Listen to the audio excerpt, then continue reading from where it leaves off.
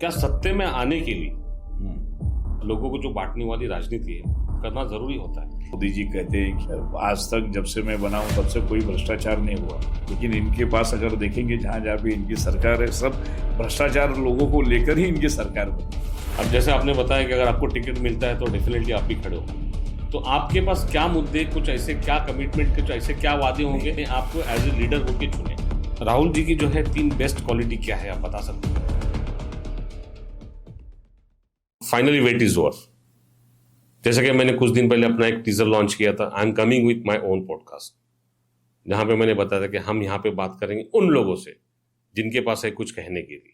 तो इसी तरह से हमारे पॉडकास्ट में हम कोशिश करेंगे कुछ ऐसी पर्सनालिटी, कुछ ऐसी शख्सियत को लेकर आए जिनसे हमको कुछ सीखने मिले, जिनकी वजह से हमारे कुछ नई राह मिले। तो आइए आज हम ऐसी पर्सनालिटी से मिलते हैं जिनके पास कहने के लिए बहुत कुछ है, जो इस देश के लिए चेंजेस लाने की बहुत कुछ कोशिश कर रहे हैं।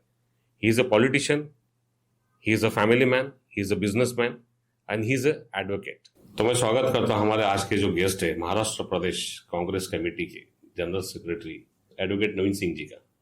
और बहुत बहुत शुक्रिया, आपने थोड़ा सा वक्त निकाला हमारे पॉडकास्ट शो के लिए। तो सर, ऐसा है कि आपके कुछ आर्टिकल्स मैंने देखे,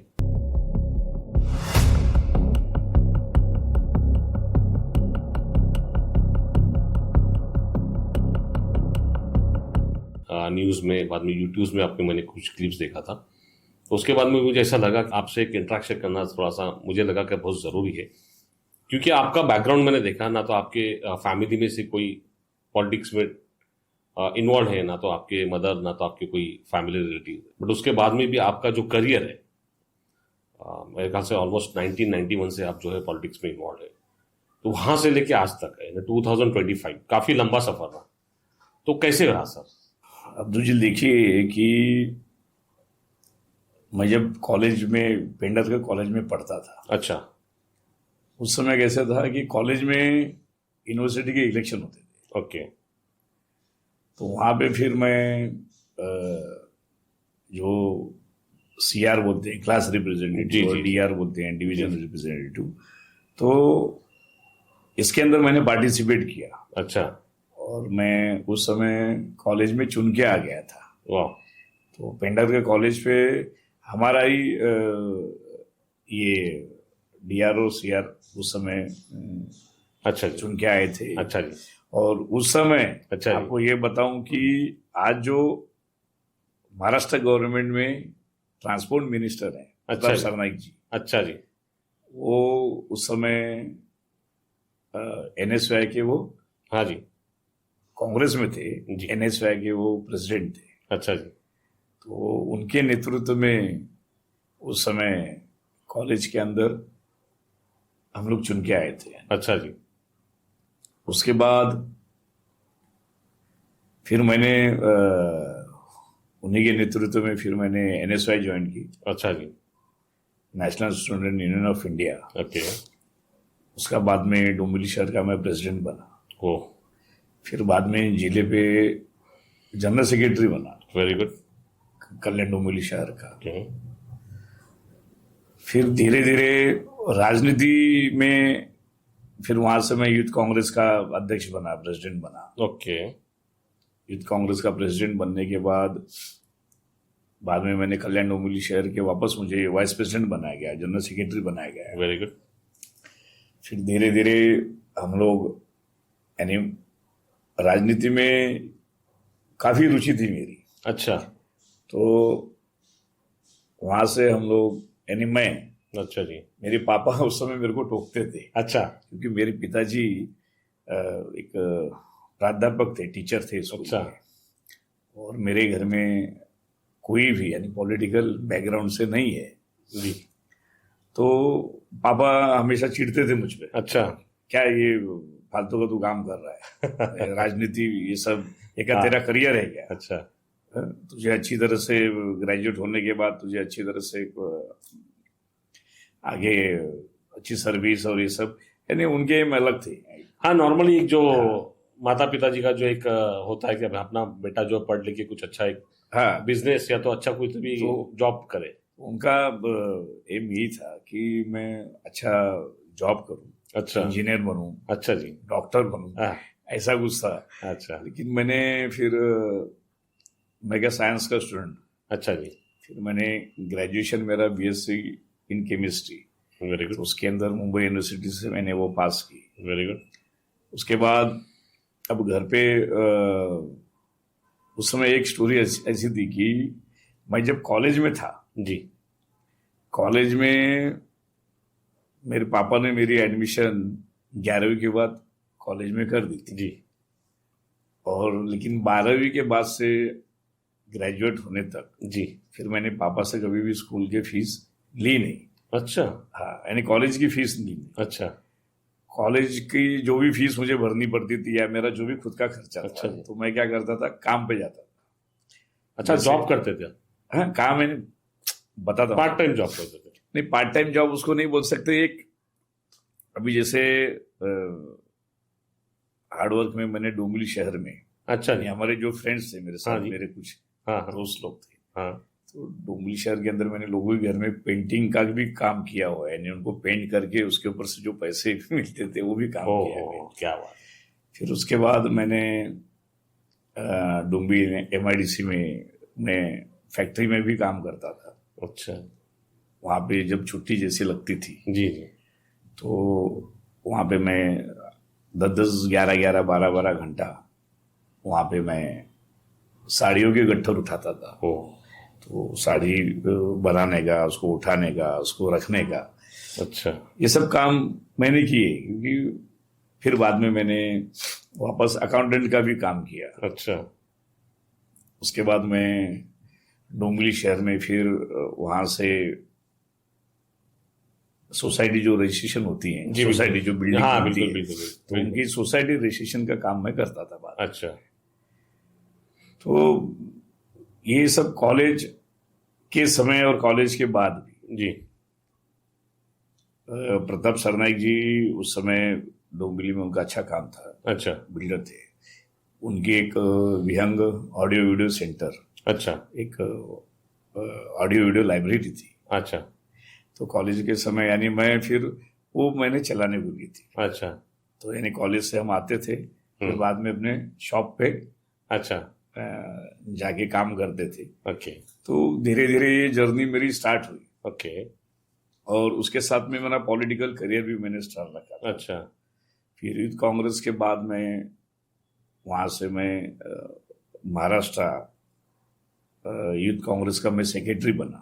ओ वेरी गुड।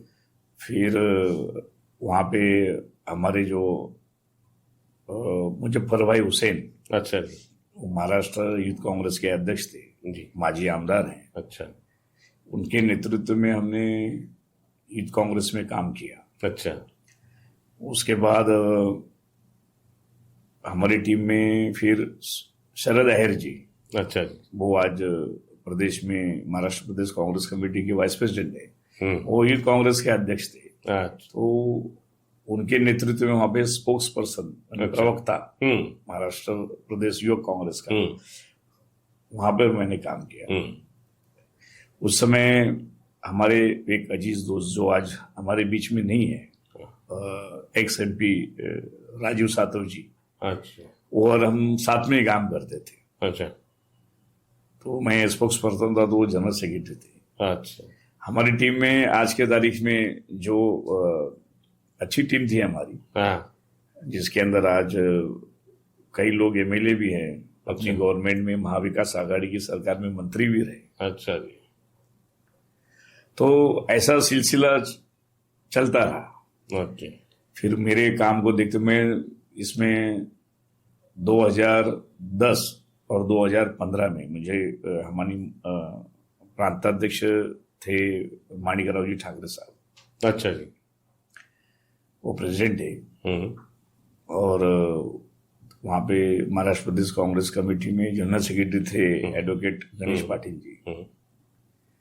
तो 2010 में मैं स्वीकृत यानी कॉर्पोरेट नगर सेवक बना था, मैं कल्याण डोंबिवली महानगर पालिका। अच्छा उस समय मैं काफी यानी कल्याण डोंबिवली शहर के लिए भी मैंने ओके यानी जो निधि रहती है नगर सेवक निधि, जी जी तो निधि भी हमने काफी यानी सब जगह पूरे कल्याण डोंगरी क्षेत्र में जहाँ जहाँ पे लोगों का जो काम रहता था विकास के काम के लिए, अच्छा। तो वहाँ पे भी मैंने सब जगह खर्चे किए। जी जी।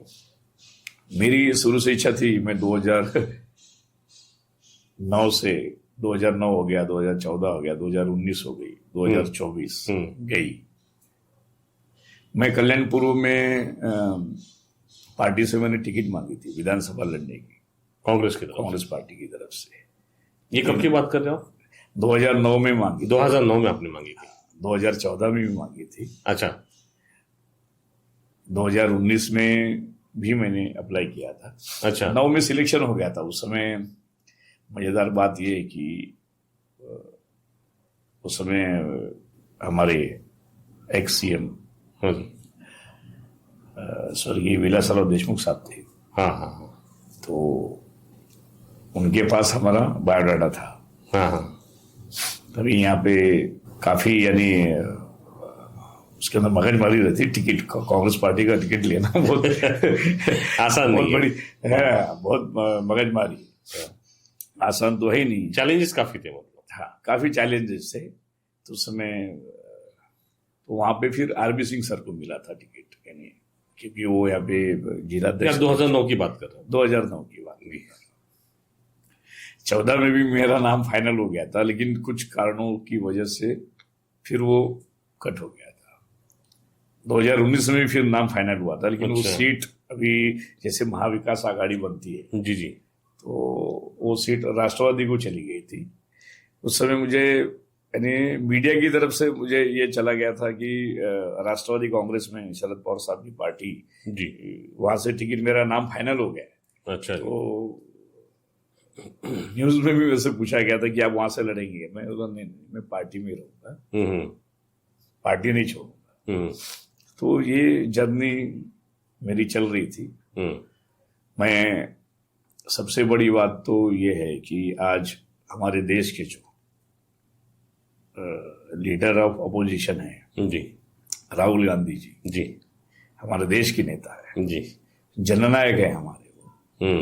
उनके साथ मुझे भारत जोड़ो यात्रा में, जी, उनके साथ चलने का, उनके साथ काम करने का ये भी मौका मिला।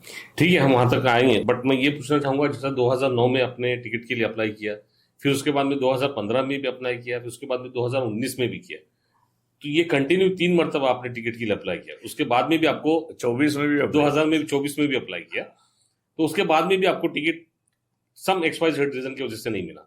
तो आपको कभी ऐसा लगा नहीं कि मतलब या तो सामने से आपको अपोजिशन या तो किसी और पार्टी से भी आपने जैसा बताया कि टिकट का ऑफर आया था, इतना सब कुछ होने के बाद में भी आज तक आप कांग्रेस के साथ में टिके हुए, क्या उसकी वजह हो सकती है? लगाव या कुछ एक्सपेक्टेशन? देखिए, लगाव वाली चीज नहीं। आज जो भी, अगर मुझे लोग जो जानते हैं, हाँ जी, नवीन सिंह को जो जानते हैं वो कांग्रेस पार्टी की वजह से जानते हैं। अच्छा। आप अगर जैसे एक एग्जांपल देता हूं, मैं मेरे माँ पिताजी का नाम लगाता हूं, जी, तो जाने जाते हैं नवीन कमला प्रसाद सिंह का। बिल्कुल बिल्कुल बिल्कुल। वैसे पार्टी भी हमारी एक माँ बाप है। अच्छा, तो उसके साथ गद्दारी कैसे करें? देखिए सर, जैसा आपने बताया कि गांधी फैमिली के साथ में आपको लगाव है, कांग्रेस पार्टी के साथ में आपका लगाव है, जो इतना सब कुछ होने के बाद, यानी 1991 से लेकर अब तक आप जो कांग्रेस के साथ में जुड़े हुए, ठीक है, तो ये गांधी फैमिली के साथ में आप डायरेक्ट कांटेक्ट में कब आए? जी, इसके पहले कांग्रेस पार्टी में जब माणिकराव जी अध्यक्ष थे, जी, और 2014 के पहले, जी, हमें एक बार सोनिया जी से मिलने का मौका मिला था। सोनिया गांधी जी से? सोनिया गांधी जी से। तो हम लोग दिल्ली में उनके घर पे मिले थे, ग्रुप फोटो है हमारा। अच्छा जी। हाँ, 2014 की बात? हाँ, 14 के पहले। 2014 के पहले? हाँ। अच्छा। तो वहाँ पे उस समय पृथ्वीराज चौहान जी, जी, यहाँ पे मिनिस्टर थे। तो मिले थे हम जाके, और उसके बाद 14 के बाद तो अब देश की हालत आप देख ही रहे हो, खुद ही देख रहे हो। तो लेकिन कैसा था कि जब राहुल गांधी जी ने भारत जोड़ो जो यात्रा शुरू की। जी बिल्कुल। तो यात्रा काफी फेमस है हाँ, और उसके बाद काफी सारे चेंजेस भी आए। काफी चेंजेस आए, यानी जो ये बीजेपी के जो लोग हैं, हाँ जी। भाजपा के लोग, जैसे उन्होंने उनका वीडियो चलाया राहुल जी को, यानी पप्पू पप्पू करके, ऐसे उन लोग जो फैलाया। जी, फिर उनका एक वीडियो इन्होंने एडिट करके भाजपा वालों ने चलाया था, आलू से सोना निकालना। अच्छा जी। लेकिन जब तो राहुल गांधी जी ने जो भारत जोड़ो जो पदयात्रा शुरू की थी जी, महाराष्ट्र में, जब वो पदयात्रा आई, हम वहां पे देवगलूर में ज्वाइन हुए। अच्छा जी। तो राहुल गांधी जी का मैंने शेड्यूल देखा। सवेरे 5 बजे वो रेडी हो जाते थे पदयात्रा के लिए। हाँ, सवेरे 5 बजे। सवेरे 5 बजे, 5:30 बजे पूरा शेड्यूल उनका रेडी होके 5:30 बजे आ जाते थे। 5:30 और 6 के आसपास झंडा वंदन होता था। अच्छा। क्योंकि राहुल जी जो उनका रहना था जी।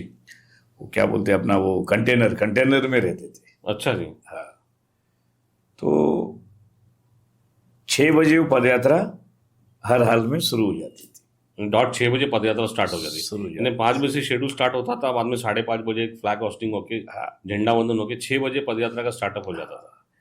6 से 10-11 के, यानी सवेरे के 10 बजे तक एक पड़ाव रहता था, फिर बीच में थोड़ा हॉल्ट रहता था, फिर अच्छा। वापस वो लोगों से उसमें इंटरेक्ट होते थे। अच्छा। हजारों लोग जुड़ते गए। अच्छा, एकदम ग्राउंड लेवल की। एकदम ग्राउंड लेवल। राहुल गांधी जी से जब मैं पदयात्रा में जब मिला, मैं भी मिला उनसे। अच्छा। अब उस समय हमारे अध्यक्ष थे माननीय नाना पटोले साहब। अच्छा जी। हाँ, उनके नेतृत्व में मैं वहां पे उनसे मिला। मैं हाँ जी।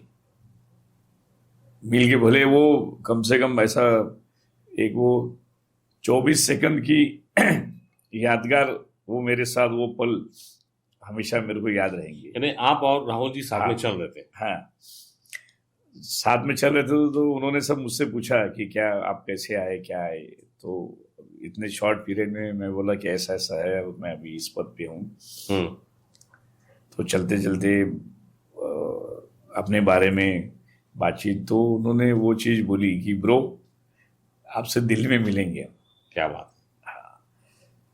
एक उनकी जो यात्रा थी, यानी काफी संघर्षमय, यानी लोगों का उनसे जुड़ना, अटैक्ट होना, लोगों की बातें सुनना,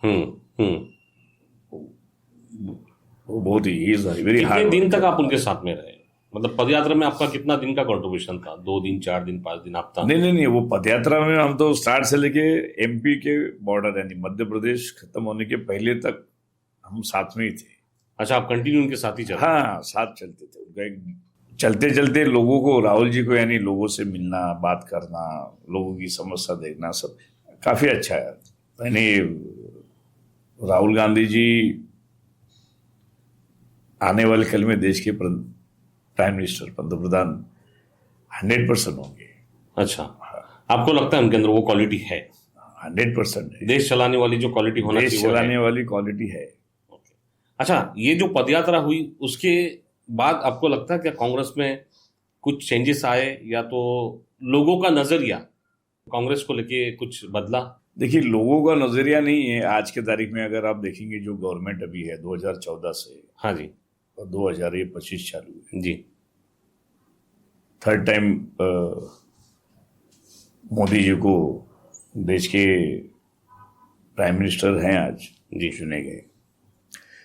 2014 में जो उन्होंने मुद्दे उठाए थे, यानी 14 के पहले, हाँ जी, उन्होंने जो इलेक्शन में मुद्दे उठाए थे, कॉमनवेल्थ घोटाला, 2G घोटाला, फिर आधार कार्ड को लेके, FDI को लेके, ठीक है, भ्रष्टाचार को लेके,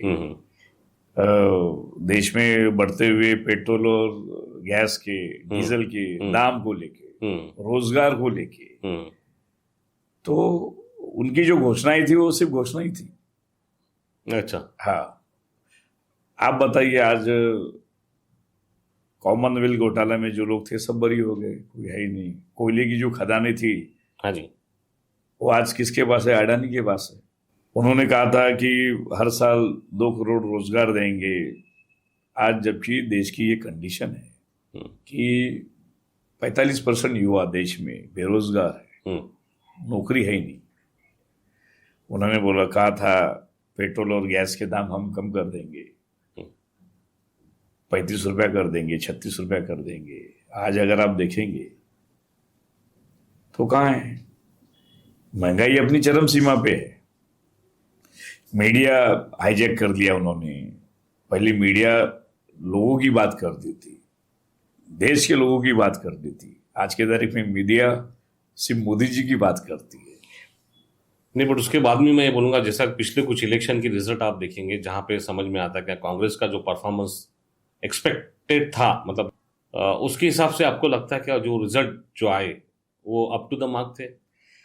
नहीं, अब तो मार्क है ही नहीं है। अगर आप देखेंगे, जैसे मैंने तो मीडिया में भी पढ़ा, पेपर में भी पढ़ा कि इस देश में 19 लाख ईवीएम मशीन गायब है। अच्छा, वो कहाँ है पता नहीं। और जो ईवीएम मशीन ये जो बनती है, ये भी गुजरात में बनती है, ये भी पढ़ा अपन ने मीडिया के थ्रू। इसके अंदर जो डायरेक्टर है वो भी बीजेपी के डायरेक्टर है। पूरे वर्ल्ड में ईवीएम मशीन पे बैन है, वहां पे कोई चुनाव होते नहीं है, बैलेट पेपर पे होते हैं। ये देश में ही हो रहे हैं चुनाव, तो ईवीएम झोल तो ही है। और साथ में अभी आज आप सुने रहेंगे, लेटेस्ट अभी चल रहा है वोट चोर की सरकार। आपने देखा रहेगा कि एक घर के अंदर 4072 वोट, किसी घर के अंदर एक ही रूम में 273 वोट। तो ये सरकार जो बनी हुई है, ये तो राहुल जी ने आज मुद्दे उठाए जो पब्लिक द्वारा उठाए जा रहे हैं, क्योंकि हम वोट डालते हैं कि सरकार बदलनी चाहिए, लेकिन वही सरकार आती है। इनका क्या है, एक राज्य में एक सरकार कर देंगे, दूसरे राज्य में फिर अलग कर देंगे। ये वोट चोरी की सरकार है, ये सिद्ध हो गया है। तो देखिए, 2025 का एक आर्टिकल है जो मैंने गो थ्रू किया था आपका, जो कल्याण ईस्ट में एक इंसिडेंट हुआ था। 13 साल की बच्ची का एक रेप केस हुआ था। जो रेप केस का जो इंसिडेंट था, वहां पे आपने काफी बढ़ चढ़ के उस मुद्दे को आपने लीड किया था। इवन आपने एडवोकेट्स जो है पूरा ग्रुप बना के आप लोगों ने एक कैंडल मार्च भी निकाला था। तो वो इंसिडेंट क्या था? देखिए, कल्याणपुर में एक बहुत ही यानी दर्दनाक और दुर्भाग्यपूर्ण घटना हुई। एक जो विक्टिम था, अब है नहीं है, उसने एक 12-13 साल की बच्ची का उसने रेप किया, अच्छा, टॉर्चर किया और बाद में उसका कत्ल भी कर दिया। तो ये जब घटना आई, तब उस समय एक महाराष्ट्र में एक मुद्दा चल रहा है मराठी भाषी और परप्रांतीयों को लेके। ये बहुत बेकार है, यानी आज की जो कंडीशन। उस पर हम आएंगे, बट जो इंसिडेंट हुआ था रेप केस, उस वक्त आपके ऊपर एक स्लोगन भी चला था, जज साफ इंसाफ करो, हत्यारे को फांसी दो। देखिए, वो स्लोगन से नहीं किया। जब हमको ये पता चला तो एक पूरा यानी कल्याण में एक उत्तर भारतीय समाज, उसके अंदर बाकी के लोग भी आ गए थे। अच्छा, यानी कल्याणपुर में कम से कम 4-5 हजार लोगों ने, अच्छा, जब मैंने मैसेज दिया कि भाई इसके खिलाफ हमको आंदोलन करना है और वो हत्यारे को फांसी मिलनी चाहिए। अच्छा, हमारा एक ही टारगेट था कि ऐसे हत्यारे यहाँ पे रहने नहीं चाहिए। यानी वहां पे आपका कोई पॉलिटिकल नहीं, कोई पॉलिटिकल नहीं, समाज के सभी प्योर एक सोशल, हाँ, सोशल पूरा एकदम ये कोई सोशल, कांग्रेस, ये बीजेपी या ये ऐसा कुछ ही नहीं। हाँ, एक सोशल एक्टिविटी उसको वहां पे, हाँ, इसको यहाँ पे ये अन्याय है। अच्छा जी, और इस बच्ची को, उनके घर वालों को इंसाफ मिलना चाहिए। हाँ जी, उस समय हमने एक उसके खिलाफ एक स्लोगन्स भी निकाला था, हाँ जी, गुड़िया हम शर्मिंदा हैं, तेरा हत्यारा जिंदा है। अच्छा जी, उसको जब फांसी नहीं हुई थी, यानी जो सजा हमको मिली, उसको अरेस्ट नहीं हुआ था। अच्छा, तो इसको लेके हम लोग ने काफी प्रोटेस्ट किया, वहां पे किया, रास्ते पे किया, कोर्ट के बाहर हम लोग ने प्रदर्शन किए। अच्छा जी, यानी हम लोग हमेशा जब वो तारीख पे आता था, हाँ जी, तो हम लोग खड़े रहते थे। अच्छा जी, यानी हमारा प्रदर्शन चालू रहता था जी। ये उसी में है जो आप ये जज साहब का जी, जो जी, बता रहे, उसी में तो जजमेंट क्या हो फाइनल? उसके अंदर क्या हुआ कि हम लोग ने बार एसोसिएशन के थ्रू भी हाँ जी, ये मार्च निकाला था। जी। सारे जो वकील लोग थे वो भी इसके अंदर पार्टिसिपेट हुए थे। बाद में उनकी तरफ से भी एक डेलीगेशन निकल के ये सब नहीं, उसको उसके अंदर ये हुआ कि अब हत्यारे ने वो जब उसको जेल में, यानी जब उसको ये हुआ था उसके ऊपर केस के दौरान उसने जेल में खुद सुसाइड कर लिया। अच्छा, जेल में सुसाइड कर लिया। अब दुर्भाग्यपूर्ण ये है कि उसके अंदर उसकी पत्नी भी शामिल थी। अच्छा,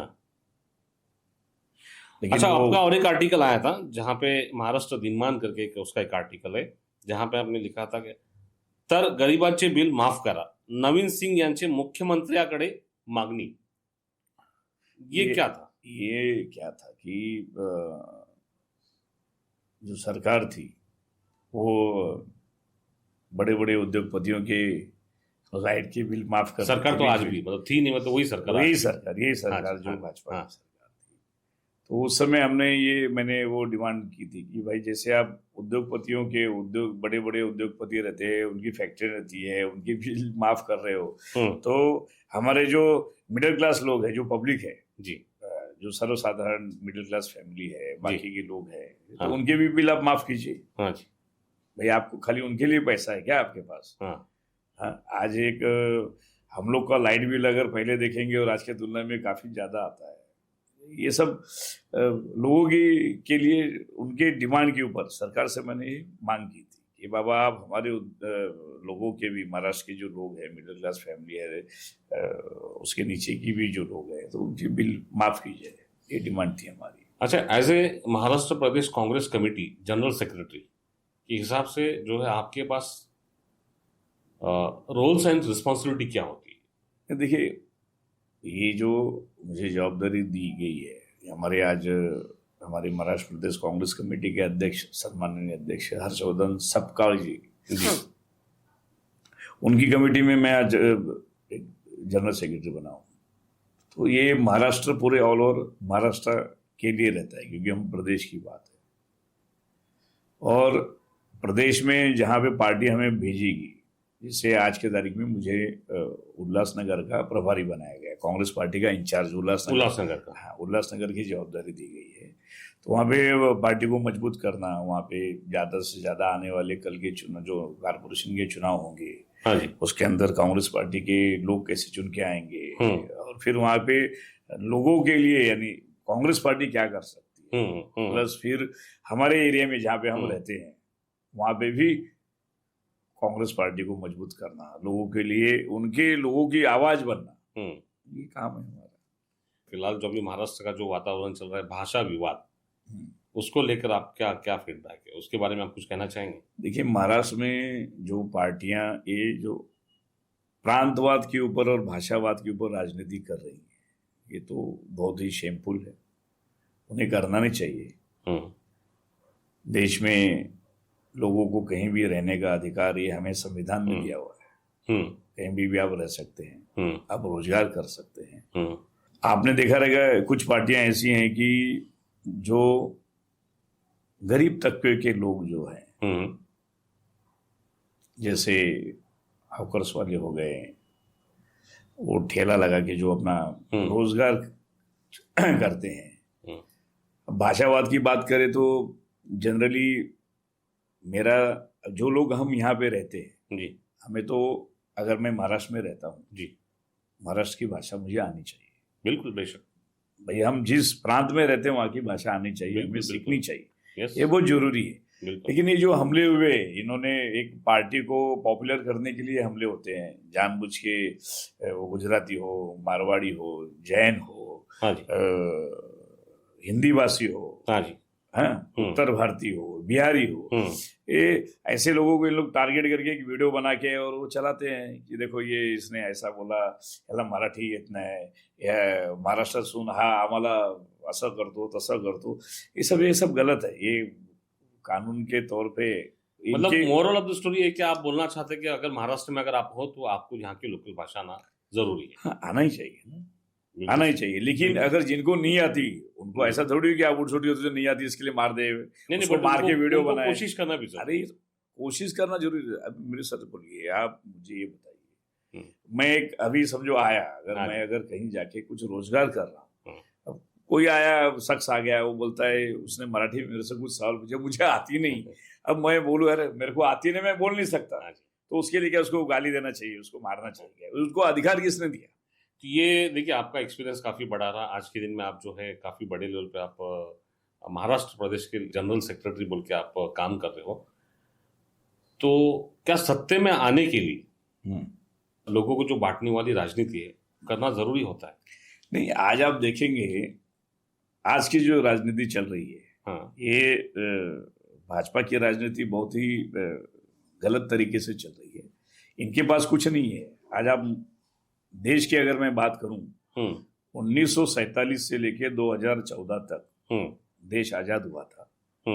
इस समय इतने साल में देश के ऊपर एक 56 लाख करोड़ का कर्जा था जी, ठीक है।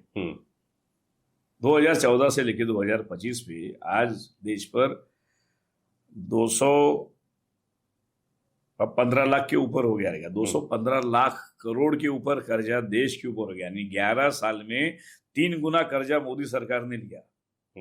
किसके लिए लिया आज तक पता ही नहीं। देश में आप देखेंगे कौन सा विकास हुआ, हमारे देश की जो संस्थानें थे वो सब गिरी हुई। आज भी पोर्ट, एयरपोर्ट, ये सब देखेंगे, खदाने, ये सब किसके पास है? देश के 2 ही उद्योगपति, एक अडानी और एक अंबानी, इनके पास ये सब है। तो इन्होंने देश को बेचने का काम किया। और देश के अंदर आज के तारीख में जो इनकी गंदी राजनीति है, वो सिर्फ और सिर्फ जाति को लेके है। कोई डेवलपमेंट पे के ऊपर काम नहीं कर रहे हैं, विकास के ऊपर कोई काम नहीं कर रहे। बस ये हिंदू, मुस्लिम, प्रांतवाद, भाषावाद, ये इसके ऊपर राजनीति चल रही है। अगर इनके ऊपर अगर कुछ बोले तो इनका ये नया कानून भी अभी बनने वाला है कि अगर सरकार के ऊपर कुछ बोलता है तो उसको अरेस्ट किया जाए। अच्छा, हाँ, उसको आंदोलन नहीं करना चाहिए। यानी लोकतंत्र ये देश से खत्म करने की बात कर रहे हैं। अच्छा जी। आज ही आप देखिए, आज तो आप मेरा इंटरव्यू ले रहे हैं, आप लोगों से जनरली जाके पूछे कि देश में क्या विकास हुआ है, बताइए जरा। आज कितने करोड़ लोग रोजगार में हैं या बेरोजगार हैं, तो आपको पता चल जाएगा।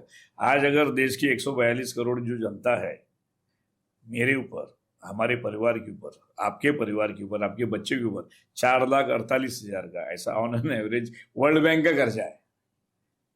देखिए, विकास की बात कर रहे हो, पूछना चाहूंगा, लोकल जो अपना केडीएमसी है, कल्याण डोंबिवली महानगर कॉर्पोरेशन, फिलहाल अभी इसका जो कार्यकाल चल रहा है, जिस तरह से काम चल रहा है, हर साल आपने देखिएगा बरसात में खड्डे होते, और बाद में फिर जो ट्रैफिक है पत्री पुल से लेके, बाद में फिर ये दुर्गाड़ी किले सर्कल पे, छत्रपति महाराज शिवाजी चौक पे हो गई, बाद में मेन सिटी में जो ट्रैफिक का जो जाम होता है, और स्पेशली खड्डे को लेके जो काम हो रहा है केडीएमसी का, क्या आप उस काम से संतुष्ट है? जी नहीं, मैं क्या, कल्याण डोंबिवली महानगर पालिका में एक 2.5 साल का पीरियड था कि कांग्रेस और राष्ट्रवादी की सरकार रही।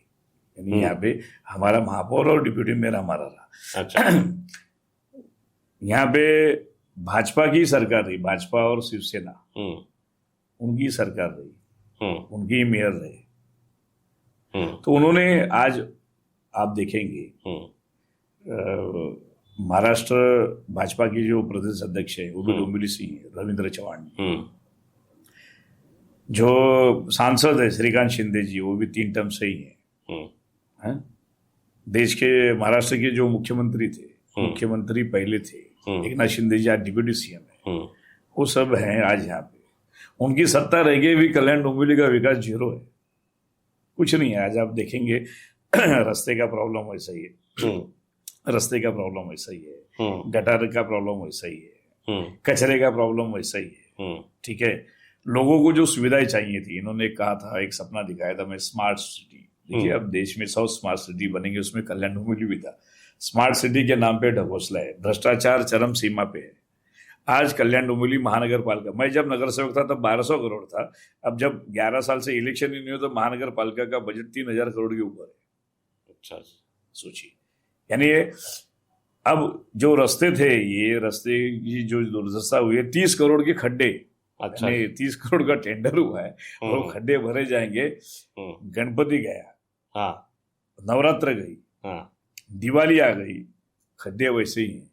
पोल्यूशन से भरा शहर, खड्डे युक्त शहर, जहाँ पे एक्सीडेंट होके कुछ नौजवान या लोग भी एक्सपायर हो गए थे। ये तो बहुत बड़ी शोकांति का है। ये सरकार को तो यहाँ पे सरकार चलाने का भी अधिकार नहीं है, क्योंकि ये सरकार ही बनी है वोट चोरी की सरकार से। तो ये अपकमिंग जो कॉर्पोरेशन इलेक्शन है, अपकमिंग जो अभी आने में है, अभी डेट डिक्लेयर नहीं हुई, बट हमको पता है कि अब आने में है, तो उसके बारे में आपका क्या विचार है? देखिए क्या है कि आने वाले कल के समय में ठीक है, अगर पार्टी हमें अगर हमको मौका देती है हाँ जी, चुनाव लड़ने का, तो हम भी लड़ेंगे। हाँ जी, अब लोगों के ऊपर है, वो लोगों को आज के तारीख में उनको ये सरकार चाहिए, महायुति सरकार जो बनी हुई है, जहाँ पे जो दो पार्टियां जो हैं, एक शिवसेना जो एकनाथ शिंदे जी चला रहे हैं, दूसरी है राष्ट्रवादी कांग्रेस जो अजित पवार जी चला रहे हैं। ये दोनों पार्टियां आप देखेंगे तो पहले एक शिवसेना एक अलग थी, यानी वो बाला साहब की सेना थी, जहाँ पे उद्धव बाला साहब ठाकरे ये प्रमुख थे। और दूसरी जो राष्ट्रवादी कांग्रेस पार्टी है, वहाँ पे शरद पवार जी नेतृत्व कर रहे थे। आज ये इनको तोड़कर ये एक जो आज घोटालों की सरकार बोलेंगे ना, तो लोगों के ऊपर कोई कार्रवाई ना हो, ईडी की कार्रवाई से लोग डरते हैं। हाँ, और ये जो डर है चोरी का, उनके ऊपर जो आरोप लगे, भ्रष्टाचारों के आरोप लगे, जैसे मोदी जी कहते हैं कि आज तक जब से मैं बना हूं तब से कोई भ्रष्टाचार नहीं हुआ, लेकिन इनके पास अगर देखेंगे जहां जहां भी इनकी सरकार है, सब भ्रष्टाचार लोगों को लेकर ही इनकी सरकार बनी, सारे भ्रष्ट लोग इनके पास ही हैं। तो ये सरकार जो बनी हुई है, आने वाले कल में अगर महानगर पालिका की आप बात करते हैं, कल्याण डोंबिवली महानगर पालिका में लोग, ये एक कल्याण डोंबिवली अगर बोलेंगे तो एक शैक्षणिक नगरी है, एक पढ़े लिखे लोगों की नगरी है, और यहाँ पे आने वाले कल में लोगों के अंदर इस बार परिवर्तन जरूर होगा कि इस बार जो सत्ता में आवे, अगर महाविकास आघाड़ी अगर बनती है, आपस में अगर बनती है वो ग्राउंड लेवल पे, तो सत्तांतर तो होगा, लोग उब चुके हैं। अब जैसे आपने बताया कि अगर आपको टिकट मिलता है तो डेफिनेटली आप भी खड़े होंगे, तो आपके पास क्या मुद्दे, कुछ ऐसे क्या कमिटमेंट, कुछ ऐसे क्या वादे होंगे आपको एज ए लीडर बोल के चुने? नहीं, देखिए हमारे मुद्दे तो वही हैं भाई, कारपोरेशन का इलेक्शन है, कारपोरेशन पे इलेक्शन के अंदर स्थानिक मुद्दे ही रहते हैं भाई। आम पब्लिक चाहती क्या है भाई, हमारा जो प्रभाग है, हमारा जो वार्ड है, वो हमेशा सुंदर रहे, उसके अंदर सारी सुविधाएं रहे, हॉस्पिटल, स्कूल, हाँ, ये सब चीजें। आज अगर आप देखेंगे कल्याण डोंबिवली में, तो ये तो बहुत बड़ी शोकांतिका है। मैं तो खेद व्यक्त कर, आप दो हॉस्पिटल हैं कल्याण डोंबिवली के अंदर। हाँ जी, एक शास्त्री नगर हॉस्पिटल है, एक रुक्मणीबाई हॉस्पिटल। इसकी अवस्था आपने देखी? एक जी जी, इतने साल से इनकी सरकार है, लेकिन कोई सुविधा है? कुछ नहीं। एजुकेशन की बात करें तो जो महानगर पालिका के जो स्कूल हैं वो आज बंद होने के कगार पे। हिंदी हो गया, मराठी हो गया, स्कूल हो गया, इंग्लिश स्कूल तो है ही नहीं है। आज जो इतने बड़े स्कूल कॉलेज जो कल्याण डोंबिवली में खुल रहे हैं प्राइवेट, तो वहाँ पे डोनेशन भी दबा के, मिडिल क्लास फैमिली है, उनके लिए क्या सुख सुविधा है? कुछ नहीं। ये खाली आके एजेंडा चलाते हैं, कचरे की समस्या वैसी की वैसी है, सारी समस्याएं वैसी हैं, खाली इनका जो वोट चलता है, जो राजनीति चलती है वोट की, सिर्फ जाति और धर्म के आधार पे और पैसों के ऊपर चलती है। देखिए नवीन जी, ऐसे कोई 3 सेक्टर बताइए जहां पे आपको लगता है कि आज के दिन में वहां पे काम होना बहुत जरूरी है, कोई 3 सेक्टर। देखिए कि एजुकेशन हो गया। अच्छा जी, एजुकेशन का सेक्टर हो गया जी। जो हमारे यहाँ पे कल्याण डोंबिवली महानगर पालिका की अगर हम लोगों की बात करें जी, तो एजुकेशन ही सबसे पहला बड़ा सेक्टर है जी। आपको अगर स्कूल आपके अच्छे रहेंगे, वहाँ पे टीचर को पगार तो मिल ही रही है, बिल्कुल बराबर, 7वां वेतन आयोग उनको मिल रहा है, सैलरी अच्छी है, स्टूडेंट नहीं है, लेकिन तो एजुकेशन, उसकी एक एजुकेशन। ओके, उसके बाद आप अगर हॉस्पिटल भी आ जाइए, हॉस्पिटल की एकदम 3rd क्लास हो गया, वहाँ पे डॉक्टर्स अवेलेबल नहीं थे, लोगों को सुविधा नहीं है। बिल्कुल, बड़े हॉस्पिटल में जाना तो सबसे पहले एक डिपॉजिट है, बाद में उसका बिल का खर्चा, ये सब चीजें नहीं, कुछ भी हो गया, लोगों को सुविधा मिलनी चाहिए। हाँ, दूसरा आपका अगर आप देखेंगे तो जैसे हमको स्मार्ट सिटी रहनी चाहिए। अच्छा जी। स्मार्ट सिटी तो अच्छे रोड्स हो, अच्छे गार्डन्स हो, जॉगिंग ट्रैक हो, युवाओं के लिए जिम हो जी। ठीक है, ये सारी सुख सुविधाएं रहनी चाहिए ना। ओके, बजट इतना बड़ा है, यूथ हाँ, कारपोरेशन का जो बजट है 3,000 करोड़ के ऊपर का बजट है, तो लोगों के लिए क्या है, कल्याण डोंबिवली महानगर पालिका ये आज के तारीख में लोग यहाँ पे 90% टैक्स देते हैं। अच्छा, 200 रुपए में 90 पैसा ऐसा, अच्छा, उसी के ऊपर ही महानगर पालिका चल रही है। अच्छा, बाकी यहाँ अगर ट्रांसपोर्ट की आप स्थिति देखेंगे वो फुकट, अच्छा जी, लॉस में चल रही है। पानी अगर देखेंगे, जो वाटर बिल हम भरते हैं वो भी लॉस में ही है, पानी का कनेक्शन नहीं, कई जगहों पे बिल मिलता नहीं है, ठीक है। हमसे महानगर पालिका कर लेती है, उसके अंदर सारी आप देखेंगे, आप कॉलम पढ़ेंगे तो उसके अंदर एजुकेशन टैक्स, ये टैक्स, वो टैक्स सब रहता है। इतना बगा के टैक्स का बिल हो रहा है, सुविधा के नाम पे 0। अच्छा जी। तो ये 11 तारीख है, यस्टरडे, सैटरडे के दिन, कल जो है आपके महाराष्ट्र कांग्रेस कमेटी के प्रदेश अध्यक्ष हर्षवर्धन सकपाल साहब कल आए थे। तो क्या स्पेशल एजेंडा था उनके पास पाने का? देखिए क्या था कि कुछ दिन पहले यहाँ पे जो भाजपा के जो जिलाध्यक्ष है और उनके साथ जो उनकी कमेटी थी जी, उन्होंने कांग्रेस पार्टी के एक 72 साल के जो सीनियर लीडर ही बोल सकते हैं, हाँ, कल्याण डोंबिवली के मामा पगारे जी, अच्छा नाम है, हाँ जी, हाँ जी। तो उनको बुला के उन्होंने कोई वीडियो थी अभी, हाँ, वीडियो काफी वायरल हुई। हाँ, अभी वीडियो अभी कैसा रहता है, अभी यहाँ पे अगर देखेंगे फेसबुक या सोशल मीडिया का यूज करेंगे तो कोई आता तो मैं उसको, हमें भी अच्छा नहीं तो हम शेयर कर देते, तो उसके अंदर मोदी जी की कोई वीडियो थी जिसके अंदर ये था, तो उन्होंने वो शेयर कर दिया था। ओके। अब उनको बुला के यहाँ पे हॉस्पिटल में थे तो उनको बुलाया गया कि बाबा हमको कोई प्लॉट की डीलिंग करनी है। अच्छा, जगह की डीलिंग करनी है, उस जगह की डीलिंग करने के लिए उनको हॉस्पिटल में, बोले आज नहीं मिलता हूँ, कल मिलता हूँ। लेकिन जब उनको पता चला कि वो डोंबिवली में एक हॉस्पिटल में है, वहां उनको नीचे बुलाया गया, 5 जन ने उनको बुला के, हाँ जी, पकड़ के, और वो आते भी हैं दलित समाज से, तो उनको बुला के उनके बारे में उनको उल्टा सुल्टा बोल के जबरदस्ती उन्हें साड़ी पहनाना, ये कहाँ का इंसाफ है? ये अगर मैं ऐसी बात करूं तो हमारे देश के प्रधानमंत्री मोदी जी, अगर उनके आप अगर चुनावी भाषण अगर सुनेंगे तो उन्होंने देश की महिलाओं के ऊपर, एक्स PM के ऊपर जो बातें उनकी थी, अगर भाषण सुना जाए तो उनके ऊपर भी फिर कार्रवाई होनी चाहिए ना, ऐसा सिस्टम। तो ये बीजेपी के लोग जो प्रोपेगेंडा करके एक दलित समाज के जो नेता है उनका जो अपमान किया, उसके ऊपर एट्रोसिटी का गुना दाखिल होना चाहिए उन लोगों के ऊपर।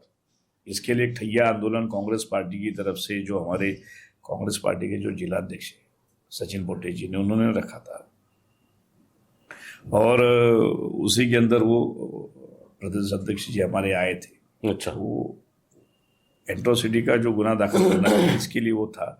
और देश में आज अगर आप देखेंगे, जैसे हमारे चीफ जस्टिस ऑफ इंडिया है जी, आज गवई साहब, उनके ऊपर भी आज एक जो एडवोकेट है वो जूता फेंकने वाला आपने वीडियो देखा रहेगा, वायरल हुआ।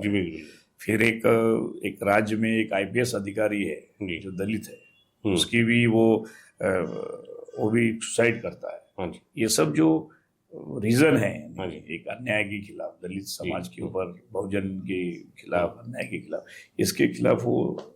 अच्छा, आप लोग का एक आंदोलन कल अम्बियोली में भी हुआ NRC पे? हाँ, NRC पे जो आंदोलन हुआ वहाँ पे कांग्रेस पार्टी की तरफ से जो रखा गया था, तो वहाँ पे जो एक सीमेंट की फैक्ट्री आ रही है अडानी की जी, जिससे सीमेंट की फैक्ट्री अगर आप देखेंगे तो लोगों के, उन्होंने सरकार, मोदी सरकार है, मोदी सरकार में वो अडानी जी मोदी जी के मित्र हैं। जैसे मुंबई एयरपोर्ट दे दिया गया, बाकी के पोर्ट दे दिए गए, वैसे यहाँ की भी जो लैंड है वो उनको दे दी गई NRC की। अच्छा, ठीक है, तो NRC की लैंड देते समय दादागिरी, ये सब सीमेंट की फैक्ट्री का लोगों को तकलीफ होगा। ओके, उसके अंदर जो प्रदूषण होगा, जो पानी जाएगा, तो हेल्थ इशू के कारण वो लोगों का विरोध है। अच्छा, उसी के खिलाफ वो वहाँ पे थे। देखिए, ऐसा है कि आपने राहुल जी के साथ में काफ़ी टाइम स्पेंड किया, मैंने आपको काफ़ी सुना और आपके कुछ आर्टिकल्स भी देखा। तो आप राहुल जी की जो है 3 बेस्ट क्वालिटी क्या है, आप बता सकते हो? राहुल जी की 3 बेस्ट क्वालिटी, एक तो वो काफी समझदार है, पढ़े लिखे हैं, उनको नॉलेज अच्छा है, लोगों की बात वो समझते हैं, वो अपने मन की बात नहीं करते, वो जन की बात सुनते हैं। अच्छा जी। लोगों के बीच में रह के लोगों को सुनना और अपने मन की बात बोलना, दोनों में फर्क है। ये तो एक क्वालिटी हुई। एक क्वालिटी। दूसरी, उन्होंने जो भी, यानी उन्होंने कहा था कि सुनामी को लेके, नोटबंदी को लेके, कोरोना को लेके, यानी ये जो उनके जो, तो उनकी जो सोच है देश के युवाओं को लेके, देश को लेके, हाँ जी, वो काफी अच्छी है। और वो जो सोचते हैं कि ऐसा होने वाला है, वो होता ही है। ओके, आगाह करते हैं। ओके।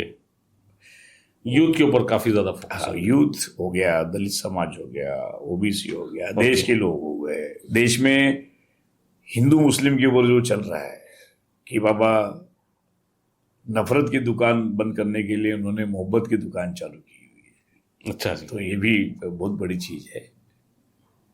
आप देश में नफरत फैलाओ, हम उसको मोहब्बत से लेके उसको पूरा करेंगे। क्या बात है।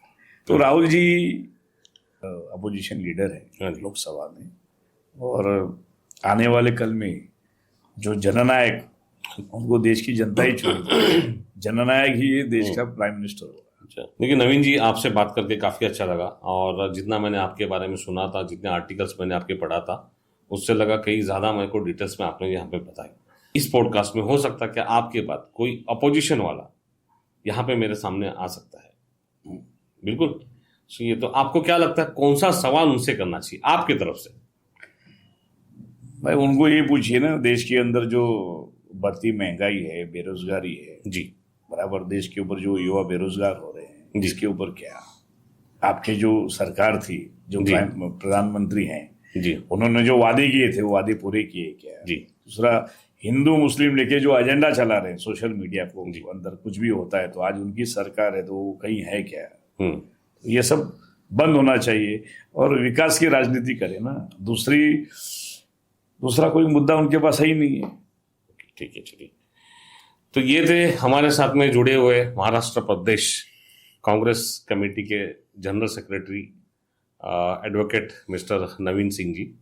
और हम लोगों ने इनको सुना, और सुनने के बाद में काफ़ी चीज़ें जो थी हमको मालूम पड़ी, समझ में आया क्या उनका बैकग्राउंड क्या है, उनके करियर कैसा था, उन्होंने कितना हार्ड वर्क करके ऊपर तक क्या है, और किस तरह से आगे की उनकी जो पॉलिटिक्स को लेके जो उनकी राजनीति है, और क्या वो पसंद करते हैं राजनीति में, क्या नापसंद करते हैं, बहुत सारी चीज़ें। तो नवीन जी, एक बार फिर से आपका मैं शुक्रगुजार हूँ दिल से। आपने आपका कीमती वक्त निकाला, उसके लिए एक बार फिर से मेरे तरफ से और गपशप विद एबीडी एम्पायर की तरफ से धन्यवाद। Thank you ji. So guys, ये था हमारा गपशप विद एबीडी एम्पायर का फर्स्ट एपिसोड। कमेंट बॉक्स में आप जो है कमेंट कर सकते हो, और आपको लग रहा है क्या भाई ये चीज़ें अच्छी हुई, तो उसके लिए भी आप कमेंट्स कर सकते हो। मेरे कमेंट्स बॉक्स ओपन है।